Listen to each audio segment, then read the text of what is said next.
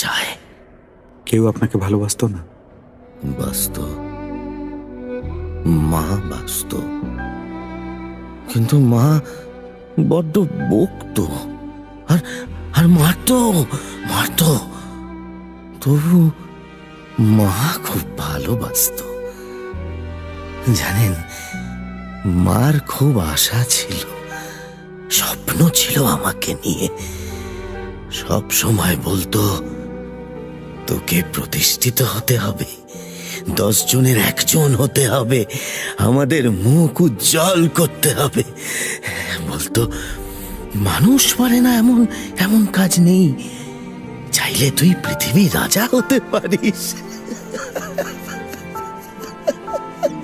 রাজা রাজা রাজা।